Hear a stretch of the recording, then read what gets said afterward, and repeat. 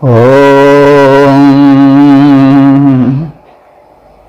वेद प्रेमियों, सुधे श्रोताओं, संप्रति हम सब ऋग्वेद के प्रथम मंडल के 140वें सूक्त के 10वें मंत्र की व्याख्या में प्रवेश कर रहे हैं। यह मंत्र जगती नामक छंद में निबद्ध है। मंत्र दृष्टा हैं दीर्घतमा, औचथ्य और देवता हैं अग्नि। संबंधित मंत्र का विषय है आलोक वर्षी अग्नि का उग्र रूप हम सबकी रक्षा करे। अब संबंधित विषय को समेटे हुए मंत्र का सर्वप्रथम पाठ हो जाए।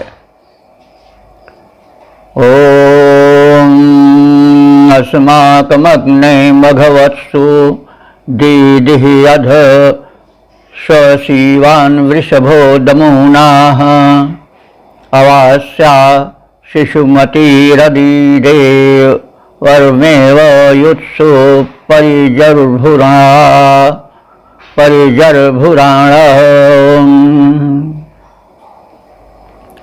शब्दार्थ से परिचय प्राप्त करें। अग्नि देवता के उग्र रूप का स्मरण किया जा रहा है। अग्निदेव पहले जब वेदी में आते हैं तो उनका बालक वाला कोमल रूप होता है। तो जैसा हम इस सूक्त में जानते आ रहे हैं कि जो ऋषि है वो अग्नि के उग्र रूप का अधिक उपासक है। दिव्य शक्तियों के कोमल रूप और उग्र रूप दोनों होते हैं, इसको कई बार कहा जा चुका है।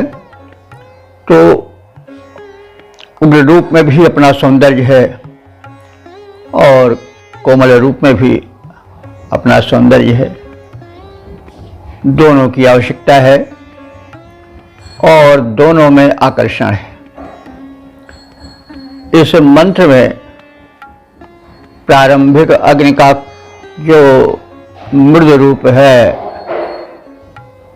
कोमल रूप है, उसके स्थान पर ऋषि प्रार्थना कर रहा है कि उग्र रूप प्रकट हो ताकि हमारे जो शत्रु हैं वो उससे भयभीत हों और शत्रु दल से हमारी रक्षा हो। तो अब शब्दार्थ आदि पर विचार करें। अग्नि हे अग्रगण देवता अग्नि, अस्माकं मघवत्सु गृहेषु दीदिहि। अस्माकं माने हम सब उपासकों के, मघवत्सु माने संपन्न, मघ माने होता है ऐश्वर्य, धन, संपदा आदि। तो मघवत्सु माने धनैश्वर्य संपन्न घर में, दीदिहि माने प्रज्वलित हो जाओ, प्रकाशित हो जाओ। तो अब घर कई हो सकता है।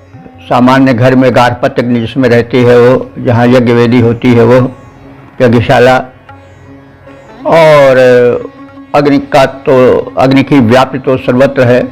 हमारा शरीर भी यज्ञशाला है, इसमें भी अग्नि का वास है, ताप रूप में, जीवन रूप में, मेटाबॉलिज्म क्रिया संपन्न करने वाली, चयापचय को परिपूरित करने वाली ये जो जठराग्नि आदि हैं, ये सब तो अग्नि ही का रूप है।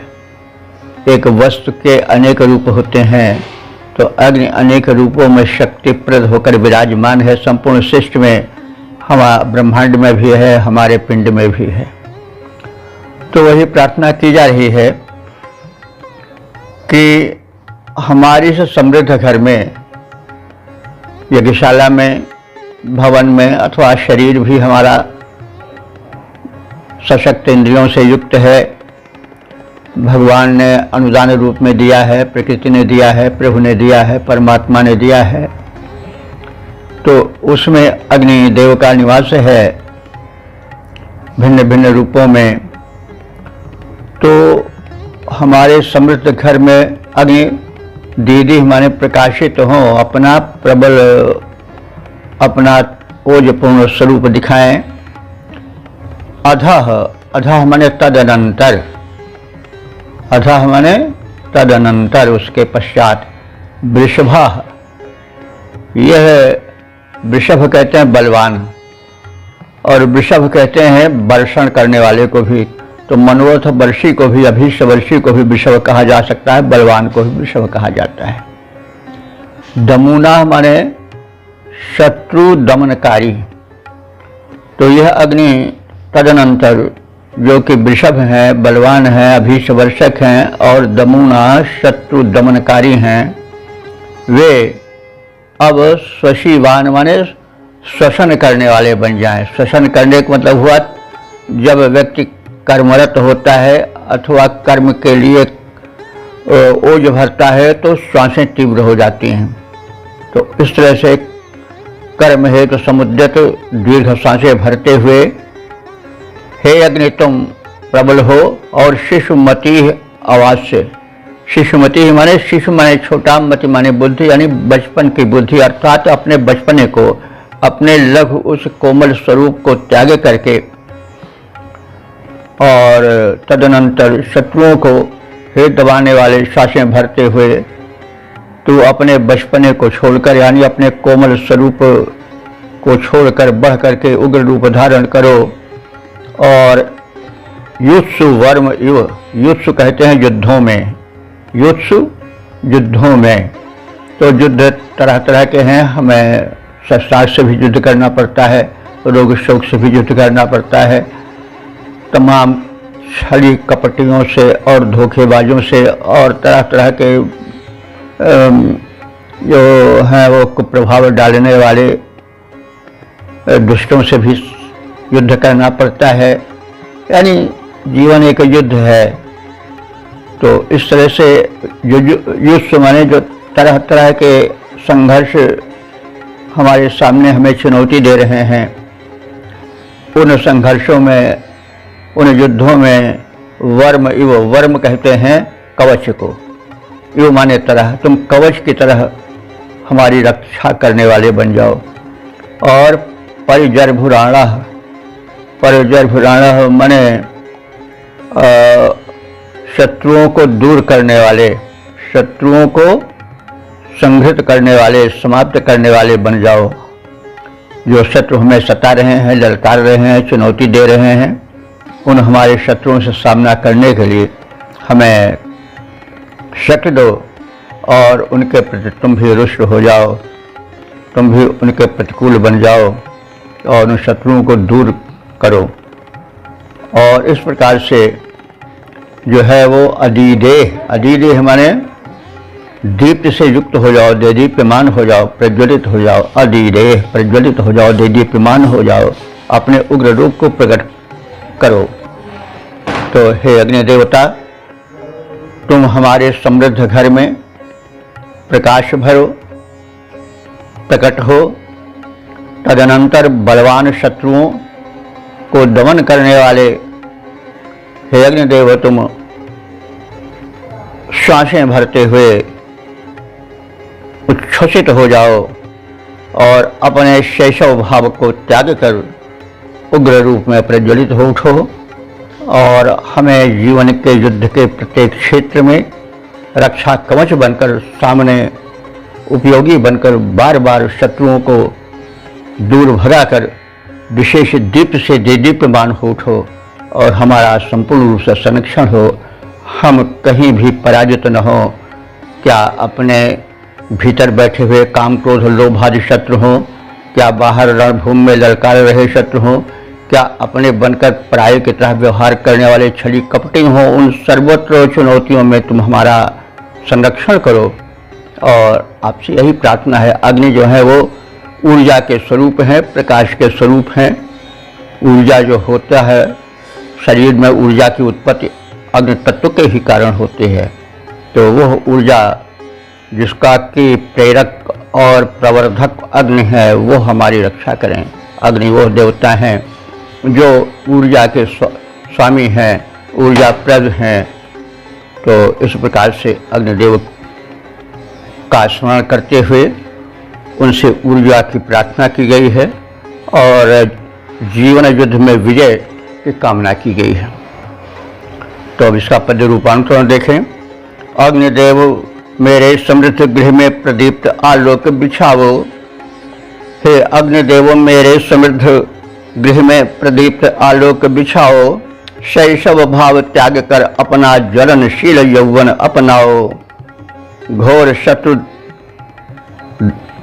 शत्रु दाहक श्वासें भर उग्र रूप धर कर आ जाओ। घोर शत्रु के दाहक बन श्वासें भर उग्र रूप धर कर आ जाओ। प्रबल शत्रु दल दमन करो अरिबल में जल खलबली मचाओ। प्रबल शत्रु दल मल कर दो अरिबल में जल खलबली मचाओ। रक्षा कवच बनो हम सबके युद्ध भूमि में विजय दिलाओ। दीप्तिमान बन समर क्षेत्र में अरिबल के दल दूर भगाओ। अग्निदेव मेरे समृद्ध गृह में प्रदीप्त आलोक बिछाओ। शैशव भाव त्याग कर अपना ज्वलनशील यौवन दिखलाओ। वेद प्रेमियों, सुधी श्रोताओं, संप्रति हम सब ऋग्वेद के प्रथम मंडल के 140वें सूक्त के 11वें मंत्र की व्याख्या में प्रवेश करने जा रहे हैं। यह मंत्र जगती नामक छंद में निबद्ध है। मंत्र दृष्टाक्ष है दीर्घतमा औचक और देवता है अग्नि। संबंधित मंत्र का शीर्षक है प्रस्तुत अस्तुति परक स्तोत्र अग्निदेव को अत्यधिक प्रिय लगे। अब संबंधित मंत्र का सर्वप्रथम पाठ हो जाए। ओम इदमग्ने सुधितं दोर्धिता दधि प्रियादो चिन्मन्मनः प्रेयो अस्तु ते यत्ते शुक्रं तन्नो रोचते शुचितेनास्मभ्यं वनसे रत्नमा त्वाम्। शब्दार्थ भावार्थाद से परिचय प्राप्त करें। इस मंत्र में ऋषि उन प्रबल प्रकाशक अग्नि देवता से ये प्रार्थना करता है कि जो यह मंत्र स्तोत्र हम तुम्हारी प्रार्थना में प्रस्तुत कर रहे हैं, ये तुमको पहले की स्तोत्रों की अपेक्षा अधिक उत्तम लगे, ताकि तुम हम पर अधिक प्रसन्न हो और हमारा अधिक कल्याण हो। हम अधिक समृद्धियों से, धन वैभवों से और संपूर्णता की ओर बढ़ते जाएं। हमारा जो व्यक्तित्व का अधूरापन है वो विनष्ट होता जाए, यही भाव इस मंत्र में छलकेगा। तो अग्नि, हे हित में अग्रगण रहने वाले अग्नि देवता, इदम माने यह हमारा स्तोत्र अन्य स्तोत्रों की अपेक्षा ते मन मना तुम्हें अधिक रुचिकर लगे, तुम्हारे मन को अधिक आकर्षित करे। अधिशुद्धितम, और यह अधिक शुद्धितम माने प्रेरक हो, अधिक उत्तम बन पड़े। प्रियात उचित प्रेय अस्तु, यह प्रिय स्तोत्र से भी अधिक प्रिय हो। प्रियात माने जो तुमको पहले स्तोत्र सुनाए गए हैं और जो प्रिय तुमको लगे थे उससे भी प्रियात, उससे भी बढ़ करके प्रिय लगने वाला। और प्रेय माने कल्याण करने वाला और रोचक हो, उत्तम हो। यत् ते तन्वः शुचि शुक्रम, जिससे तुम्हारे शरीर का जो पवित्र तेज है वह अधिक शुक्र माने बलवान बने, तीव्र बने, प्रकाशमान बने। यानी तुम्हारा जो ऊर्जा का प्रसार है वो अधिक उभरे, अधिक ऊर्जस्वल हो और अधिक बलवान बने, ताकि हमारा अधिकतम कल्याण हो। इस प्रकार से हम तुम्हारी उस पवित्र तेज से अपने को कृतार्थ करें। तेन अस्मभ्यम त्वम आरत्नम वन से, और तब तुम उस अपने प्रज्वलित तेज से, अस्मभ्यम माने हम सब के लिए, रत्नम वन से जो रत्न स्वरूप वस्तुएं हैं वो प्रदान करते रहो। तो रत्न स्वरूप का मतलब हुआ कि वस्तुओं में उत्तम हो वही रत्न है। रत्न जो बहुत ही अधिक मूल्यवान हो, उत्तमता से परिपूर्ण हो, वह रत्न है। तो वस्तुओं में जो रत्न हो, यानी उत्तम से उत्तम वस्तुएं हमको तुम अपने उस प्रज्वलित तेज द्वारा कृपा कर प्रदान करते रहो, ऐसी प्रार्थना है। तो यह हमारा स्तोत्र जो है अन्य स्तोत्रों की अपेक्षा तुम्हें अधिक प्रिय लगे और तुम प्रसन्न होकर के प्रदीप्त हो जाओ, उत्साहपूर्ण हो जाओ, ओज से भर जाओ हमारा कल्याण करने के लिए, और हमको जो बड़ी बहुकीमती रत्न रूप वस्तुएं हैं वो प्रदान करते रहो। तो हे अग्नि देवता, तुम्हारे प्रति निवेदित यह हमारा स्तोत्र दूसरे सभी पूर्व कथित स्तोत्रों की अपेक्षा उत्तम सिद्ध हो। इन स्तोत्रों से तुम्हारी तेजस्विता, तुम्हारी उदारता में वृद्धि हो, जिससे रत्न स्वरूप सुंदर उपयोगी आकर्षक संपदाएं तुमसे हम तुम्हारी उपासक प्राप्त करते रहें और तुम हमें प्रदान करते रहो। अब इसका पद रूपांतरण देखें। अग्नि देवता, तुम्हें निवेदित यह स्तोत्र हमारा, अग्नि देवता तुम्हें निवेदित यह स्तोत्र हमारा अन्य सभी स्तोत्रों से बढ़कर उत्तम हो प्यारा। इन स्तोत्रों से तेरा तन तेज अधिक बढ़ जाए, जिससे भक्त तुम्हारा उत्तम धन रत्नादिक पाए। ओम वेद प्रेमियों, सुधी श्रोताओं, संप्रति हम सब ऋग्वेद के प्रथम मंडल के 140वें सूक्त के 12वें मंत्र की व्याख्या में प्रवेश करने जा रहे हैं। यह मंत्र त्रिष्टुप नामक छंद में निबद्ध है। मंत्र दृष्टा ऋषि हैं दीर्घतमा औचथ्य और देवता हैं अग्नि। इस मंत्र का शीर्षक है अग्निदेव द्वारा संपादित यज्ञ हमें समस्या सागर से पार कराने वाली नौका बन जाए। तो इस प्रकार से समस्या सागर में उलझे हुए हमें एक तुम्हारा उत्तम सहारा मिले, ऐसी प्रार्थना है। तो अब हम सब भाव को समेटे हुए जो अभी हम संकेतित कर चुके हैं उसका प्रथम पाठ हो जाए। ओम रथाय नावमुत नो गृहाय नित्यारित्रां पद्वतीं राशग्ने अस्माकं वीरा उत नो मघो नो जनाश्च या पारयाच्छर्म या च।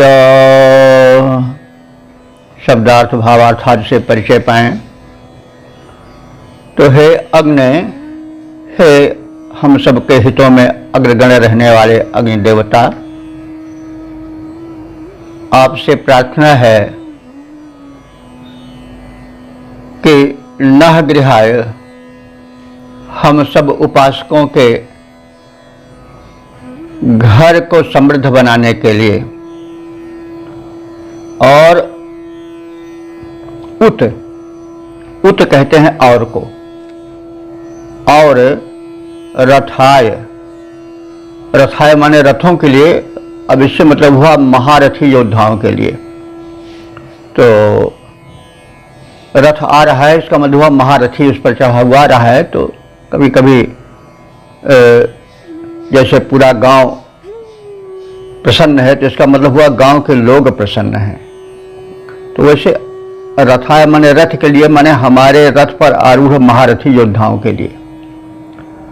तो नह गृहाय हमारे घर के लिए, वैसे हमारे घर के रहने वाले निवासियों के लिए, सदस्यों के लिए। और रथाय माने रथ के लिए अर्थात महारथी योद्धाओं के लिए। तो नित्यम अरित्राम पद्वतीम नावम रई राशि, तुम जो हो नित्य यज्ञ रूपी नौका हमें प्रदान करो। और वह यज्ञ रूपी नौका ये रूपक है, वो समृद्ध हो किससे? अरित्राम माने डांड से। डांड, नौका में एक ऐसा डांड डंडा लगा रहता है जिससे ऐसे ऐसे करके पानी पिछाड़ा जाता है और नाव आगे बढ़ती है। तो हमें अपने कृपा रूपी डांड से, यानी नौका के आगे बढ़ाने वाले साधन से, पद्वतीम और उसमें दृढ़ पेंडे लगे हों, तो उस पेंडे वाली नाव में एक पेंडा लगा दिया जाता है। और पेंडा का मतलब है कवर, उसे कवच ऐसा पहना दिया जाता है लोहे का या किसी ऐसी धातु का जिससे उसकी सुरक्षा हो। तो अब यहाँ यज्ञ रूपी नाव की विशेषता बताई जा रही है, नौका, यज्ञ रूपी नौका की। वो मतलब हर तरह से समृद्ध हो, संपन्न हो। तो उसमें जो है वो तुम्हारे कृपा रूपी डाने लगी हों और उसका पेंदा जो है पुष्ट हो। और ऐसे यज्ञ रूपी नौका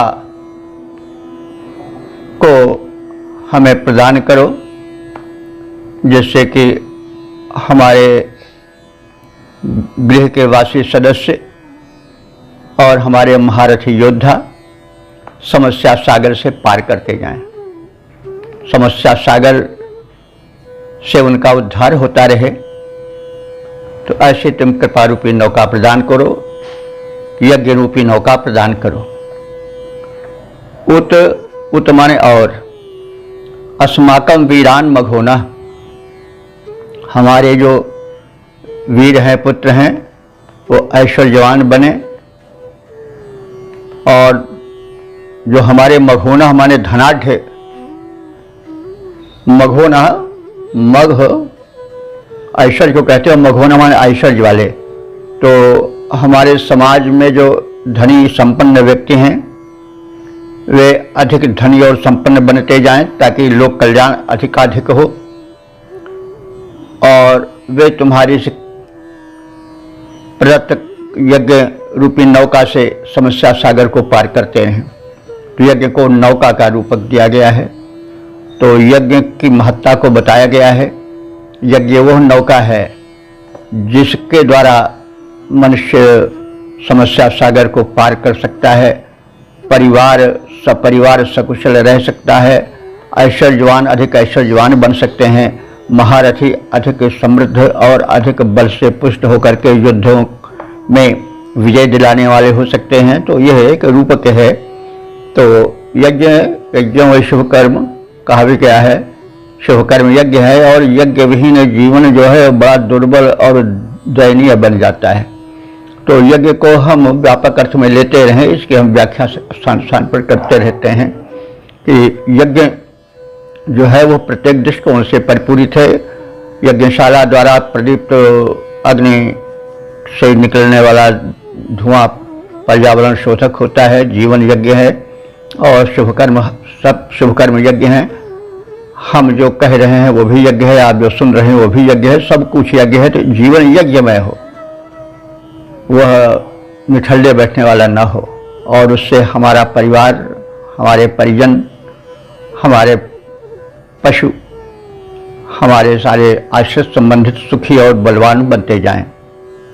तो और जो हमारे समाज के मघोना हमारे संपन्न व्यक्ति हैं वे अधिक संपन्न होते जाएं, ताकि समाज के कल्याण में अधिक योग दे सकें। और जनान पारयात, ऐसे जनों को जिनका कि अभी कथन किया गया है, वे इस यज्ञ रूपी नौका से पार हो सकें, समस्या सागर से उस पार जा सकें। और इस तरह से शर्म माने आनंद, और वे और हम सब जीवन का आनंद पा सकें। क्योंकि जब समस्याएं रहेंगी और समस्याओं में हम उलझ कर सदैव उसी में जूझते रहेंगे तो फिर जीवन का आनंद नहीं मिल पाएगा। समस्याएं बुरी नहीं है, लेकिन समस्याओं से जूझने की शक्ति आवे कि हम समस्याएं हल कर सकें। तो वही शक्ति मांगी जा रही है कि हम इस जीवन युद्ध में समस्याओं से घिरे हुए हैं। आप हम सबको यज्ञ रूपी नौका प्रदान करो, शुभ कर्म में शक्ति दो, हम शुभ कर्म संपन्न करते रहें और इस प्रकार से हमारे घर के प्राणी हम सब अपने शत्रुओं को जो स्थान स्थान पर फैले हुए हैं उनको परास्त कर सकें, आदि आदि इस मंत्र का संदेश है। तो हे अग्निदेव, तू हमारे घर के परिजनों और महारथी वीर योद्धाओं के लिए यज्ञ सत्कर्म रूपी नौका, सुदृढ़ नौका प्रदान करो। यह यज्ञ रूपी नौका हमारे वीर पुत्रों और हमारे समाज के धनी मानी व्यक्तियों को अधिक समर्थ और संपन्न बनाकर समस्या समुद्र से पार होने के योग्य हो जाएं और समाज का उनके द्वारा उद्धार हो, समुन्नति हो, सुख शांति और समृद्धि बरसे और हम संसार सागर से पार उतर सकें। क्योंकि संसार एक सागर है और इसमें समस्याओं के तमाम जीव जंतु नक्रादि रहते हैं। तो इस भव सागर से पार होना कोई साधारण काम नहीं है, इसलिए दिव्य शक्तियों से शक्ति याचना की जाती है। तो इस प्रकार से हम इस भव सागर से, संसार सागर से, समस्याओं के सागर से पार हो सकें और इस प्रकार से आप हमें उत्तम सुख प्रदान कर सको। हे अग्निदेव, आपसे यह प्रार्थना है। इसका पद रूपांतरण यह है, यह वरदान प्रदान हमें तुम अग्निदेव यश भगवान करो। यह वरदान प्रदान हमें तुम अग्निदेव भगवान करो। भव सिंधु संतरण हेतु यज्ञ की नौका सुदृढ़ प्रदान करो। जो वीरों पुत्रों संपन्नों अन्यों को पार उतार सके, हमको सुख साधन कर प्रदान जीवन को साज संवार सके। हमको सुख साधन कर प्रदान जीवन को साज संवार सके। यह वरदान प्रदान हमें तुम अग्निदेव भगवान करो। भव सिंधु संतरण हेतु यज्ञ की नौका सुदृढ़ प्रदान करो। जो वीरों पुत्रों संपन्नों अन्यों को पार उतार सके, हमको सुख साधन कर प्रदान जीवन को साज संवार सके। ओम वेद प्रेमियों सुधी श्रोताओं, संप्रति हम सब ऋग्वेद के प्रथम मंडल के 140वें सूक्त के 13वें मंत्र की व्याख्या में प्रवेश करने जा रहे हैं। यह मंत्र त्रिष्टुप नामक छंद में निबद्ध है। मंत्र दृष्टा ऋषि हैं, दीर्घतमा औचित्य देवता हैं अग्नि और संबंधित मंत्र का शीर्षक है अग्निदेव की कृपा से नदियां और उषाएं समृद्धि लाएं। अब संबंधित मंत्र का सर्वप्रथम पाठ हो जाए।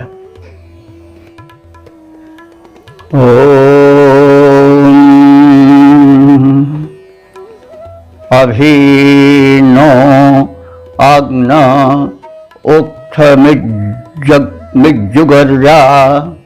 उक्थमिज्जुगर्या द्यावा क्षमा सिन्धवश्च स्वगूर्ताः गव्यं यव्यं यन्तो दीर्घाहेशं वरमरुण्यो वरन्तो। शब्दार्थ भावार्थ से परिचय पाएं तो यह इस सूक्त का समापन वाला मंत्र है। इसमें ऋषि अग्निदेव की सम्यक प्रार्थना करके उनके उग्र रूप रौद्र रूप को अपने अनुकूल बनाने के लिए प्रार्थना करता हुआ अंत में अपने मंतव्य को प्रकट करता है। मंतव्य है सुख, स्वास्थ्य, शत्रु विनाश आदि, और धन धान्य, गोधन, अन्न धन आदि परिपूर्ण रहे, यही ऋषि की चाह है। तो अब शब्दार्थ से और भावार्थ से हम परिचय प्राप्त करें। अग्नि है प्रत्येक शुभ कार्य में अग्रगण्य रहने वाले अग्नि देवता। उक्थम माने स्तोत्र। अभिजुगुर्याह, तुम सम्यक सुनकर प्रशंसा करते रहो ताकि हम प्रोत्साहन पाते रहें। देखिए, किसी कार्य में उत्साह जागृत हो और वह निरंतरता तीव्रता से चलता रहे, इसके लिए प्रोत्साहन परम आवश्यक है। पुरस्कार का नाम ही कि जो आगे कर दे, तो पुरस्कार भी एक प्रोत्साहन ही है। वो कई प्रकार से हो सकता है, और जो जितने समर्थ हों वे उतने अधिक पुरस्कार दें, यानी मन से, वचन से, कर्म से, ताकि समाज में शुभ कर्म प्रगति प्राप्त करता रहे, गतिशील बना रहे। तो अग्निदेव सर्वसमर्थ देव हैं।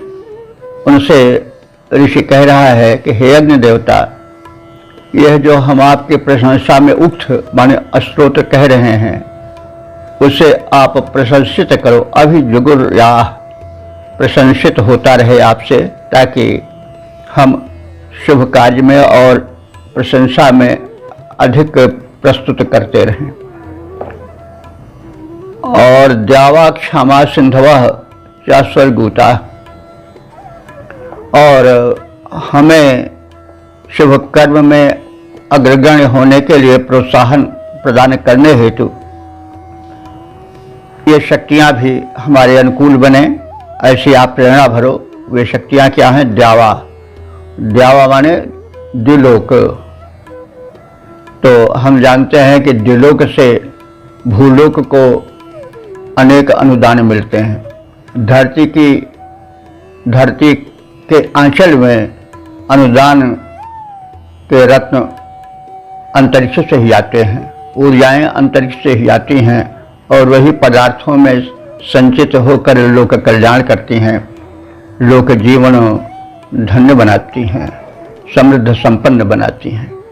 तो एतदर्थ द्यावा माने द्विलोक, क्षमा माने भूलोक। क्षमा शब्द है क्षैति, जिसमें क्षय माने निवास होता है, जिसमें निवास किया जाए वो क्षमा है। तो धरती ही पर तो हम लोग टिके हैं, आकाश में तो है नहीं। तो धरती हमको निवास देती, इसलिए उसका नाम क्षमा कहा गया है। क्षमा भी उसे कहते हैं क्योंकि क्षमाशील होती है। तो क्षमा माने क्षमाशील अथवा आश्रय देने वाली धरती। सिंधवः च स्वगूरता। स्वगूरता माने स्वयं प्रवाहित होने वाली, सिंधवः माने नदियाँ। तो सिंधु समुद्र के लिए ज़्यादा प्रचलित है वर्तमान में, लेकिन ऋग्वेद में सिंधु शब्द 95% नदियों के लिए ही आया है। तो सिंधु का अर्थ होता है संदनशील। संदनशील माने जो सरकता हो। तो नदियां जो हैं उनको कोई ढकेलता नहीं है, बल्कि वो सरकती हुई चलती हैं तीव्र गति से, इसलिए उनको सिंधु कहा जाता है। आजकल तो एक ही नदी का नाम सिंधु पड़ा है, लेकिन यह व्यक्तिवाचक न हो करके ऋग्वेद में जो है वह जातिवाचक है, यानी संपूर्ण नदियों के लिए प्रयुक्त होता है। और प्रयुक्त इसलिए होता है कि नदियां जो हैं सरकती, संदनशील हैं, इसलिए वो सिंधु हैं। तो यह स्वगूरता माने स्वयं प्रवाहित होने वाली संदनशील नदियां आकाश और भूलोक, ये हमारा संरक्षण करें और इनके द्वारा हमें गव्यम और यव्यम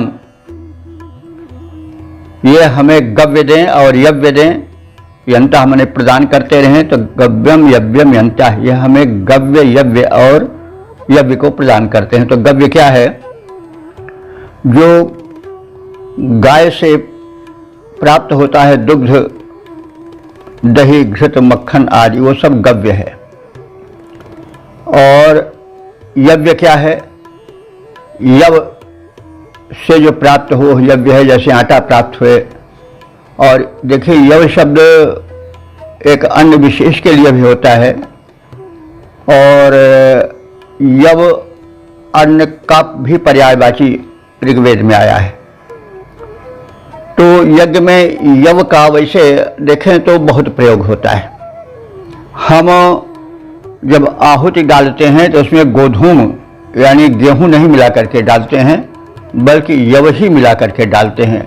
इसका मतलब हुआ यव जो है वो अधिक हितकर है। आज तो यव का प्रयोग बड़ा कम होता है, यज्ञ ही में, आहुति में, साकल्य में ही उसको हम देखते हैं। भोजन में तो लोग गेहूं ही पसंद करते हैं, वही दिखाई भी पड़ता है। लेकिन वास्तव में जो यव है वो अधिक गुणकारी अन्न है। तो अब यव से जैसे हमने कहा कि यव के अंदर सिमट जाता है सभी अन्नों का समूह। तो हमको गव्य मिले, यानी जब गायें मिलेंगे तभी तो गव्य होगा। तो नदियां और पृथ्वी और आकाश हमको गव्य दें। तो गव्य दें का मतलब हुआ गाय दें, जब गाय रहेंगे तभी तो गव्य मिलेगा। और यव्य दें, यव्य का मतलब हुआ कि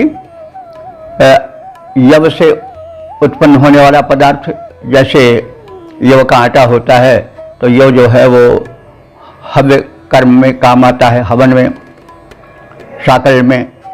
और साथ ही साथ उसके आटे से पुरोडाश आदि बनता है, जो कि अर्पित किया जाता है अग्नि देवता को।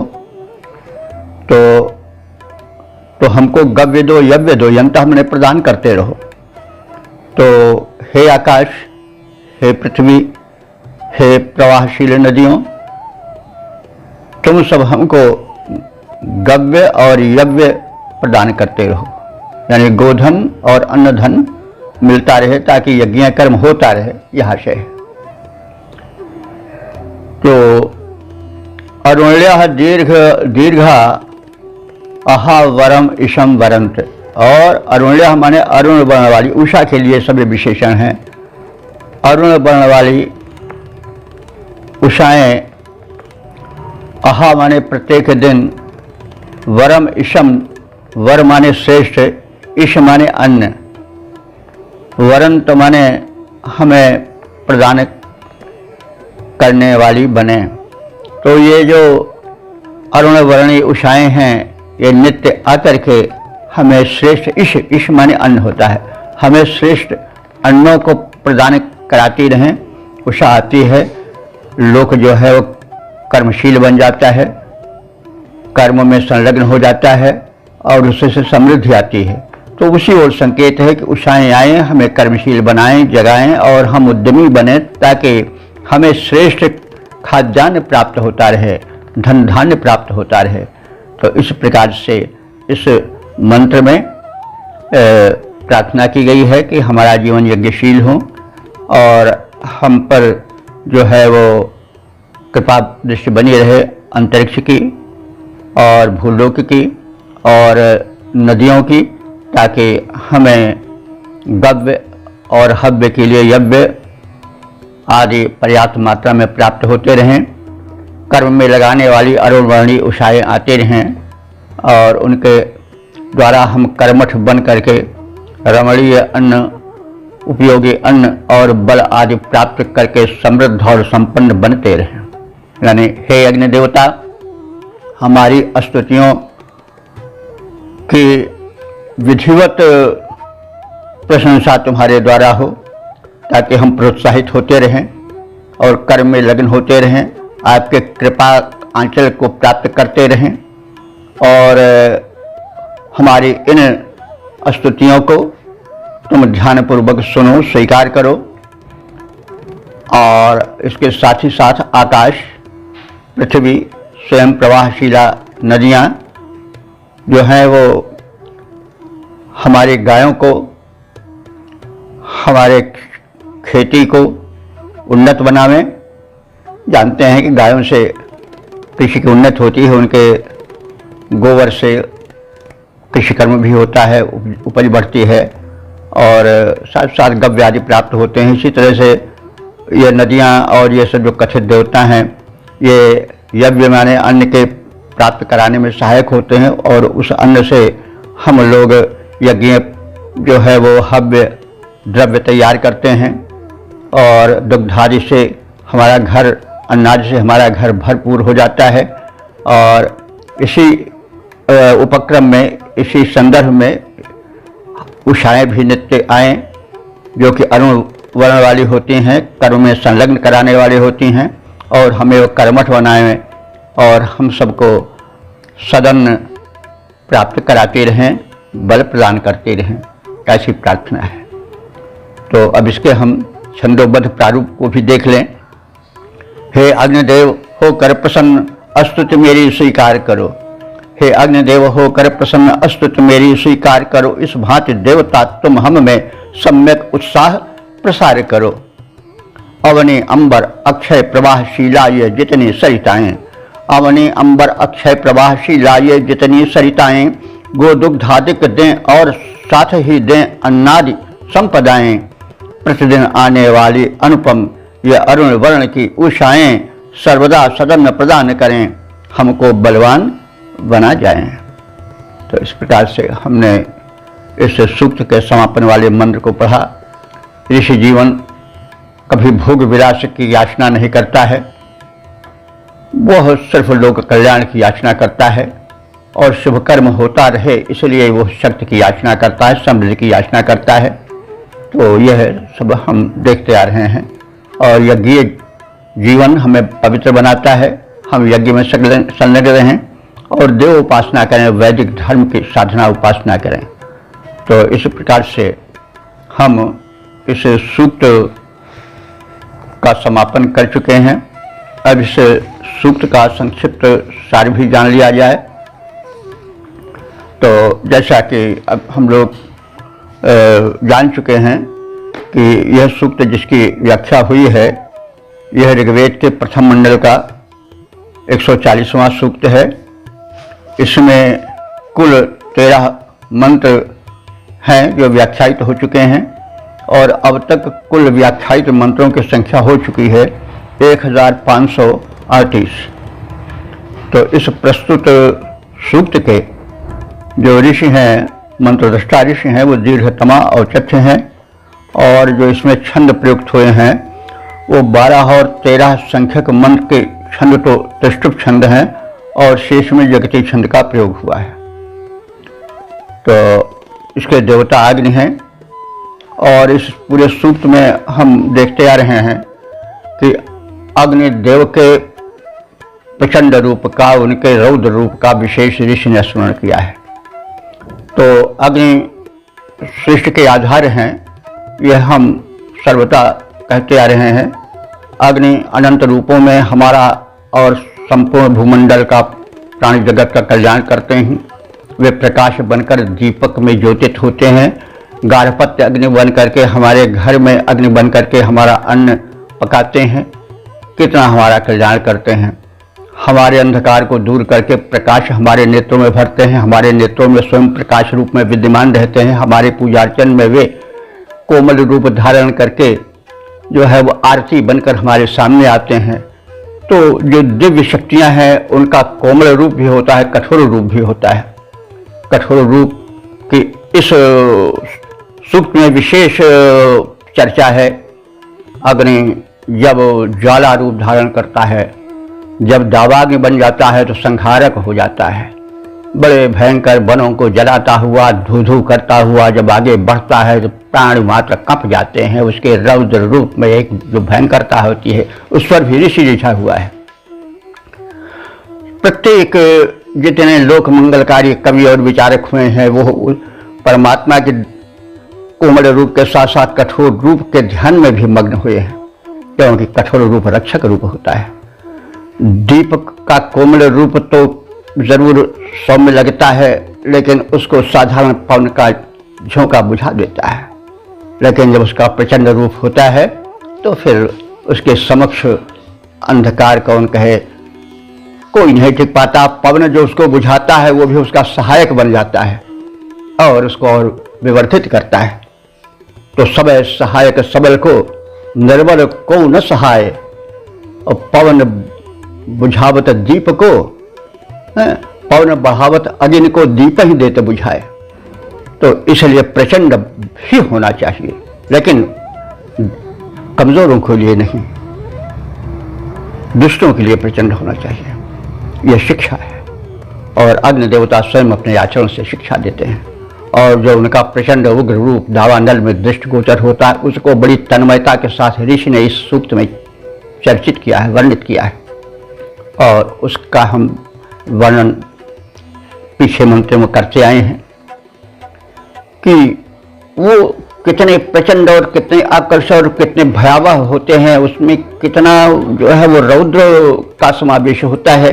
और ये देखिए कि उस समय का दावानल उतना भयंकर और भयावह यानी अनुपयोगी नहीं होता था। आजकल तो दावानल लगता है तो कल्याण विशेष नहीं हो पाता है क्योंकि उनसे ऑक्सीजन मिलती है, लेकिन उस समय जबकि भूमि का अत्यधिक भाग जो था वो वनों से आच्छादित था, जिनमें हिंसक पशु रहते थे और कृषि योग्य क्षेत्र नहीं बन पाता था और उनको काटने के लिए बड़ी सामर्थ्य की आवश्यकता होती थी। जब दावानल लगता था तो वो सब स्वयं भस्म हो जाते थे और एक बना बनाया क्षेत्र मिल जाता था निवास के लिए, कृषि कर्म आदि के लिए। तो उस समय दावानल ने ऋषि को विशेष आकर्षित किया होगा। तो उस संदर्भ में तो दावानल बहुत उपयोगी था। वैसे भी हम देखते हैं कि कभी कभी जब बड़े शक्तिशाली लोग हैं, नेतृत्व पद पर बैठे हुए हैं, जब अत्याचार होता रहता है वो सहते रहते तो हमको कब अच्छा लगता है। हो सकता है कि वे मतलब जब अपनी शक्तियों से दग्ध कर सकते हैं दुष्ट दल को तो शांत क्यों बैठे, उनका शांत बैठा रहना उसमें अच्छा नहीं लगता है। तो दिव्य रूप जिसमें शक्ति है उसमें उग्र रूप भी होना चाहिए। राम आदि में हम देख चुके हैं, कह भी चुके हैं, जितने हमारे काली हमारी मतलब शक्ति हमारी माता हैं, लेकिन जब काली कराली की बन जाती हैं तो जिह्वा से चाटती हुई भयंकर राक्षसों का मर्दन करती है, बड़ा उग्र रूप धारण करती हैं, उसका भी हम ध्यान करते हैं। और माता रूप में तो है ही है, लेकिन वो जो है सरस्वती के रूप में, लक्ष्मी के रूप में बहुत सौम्य है। लेकिन जब कालिका करालिका बन जाती हैं तो दहल उठता है दुष्टों का दल और उनकी लंबी जिह्वा लपलपाती हुई वो भी एक आकर्षण पैदा करती है। तो कहने का मतलब दिव्य शक्तियों में, दिव्य शक्तियाँ जो हैं वो शांत भी होती हैं, सरल भी होती हैं, सौम्य भी होती हैं, लेकिन उनमें उग्रता भी होती है और दोनों उपयोगी होती हैं अपने अपने स्थान पर। तो यह एक प्रकार से संदेश भी है और उस परम शक्ति के रूप का एक चित्रण भी है जो कि उपयोगी है, जो कि आकर्षक है। तो इस सूक्त में काव्यमयता बहुत है और संदेश भी बहुत है।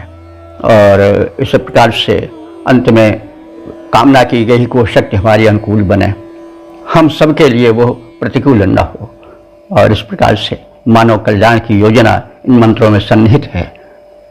उद्यम की, प्रबलता की, कहाँ हम शांत रहें, कहाँ हम प्रचंड बने, इसका भी संदेश है। तो इस प्रकार से हमने इस ऋग्वेद के प्रथम मंडल के 140वें सूक्त के जो है वो व्याख्या और शब्दार्थ से परिचय प्राप्त किए। और अब हम इसके बाद ऋग्वेद के प्रथम मंडल के 141वें सूक्त में प्रवेश करेंगे। ओम सर्वे भवन्तु सुखिनः, सर्वे सन्तु निरामयाः, सर्वे भद्राणि पश्यन्तु, मा कश्चित् दुःख भाग् भवेत्।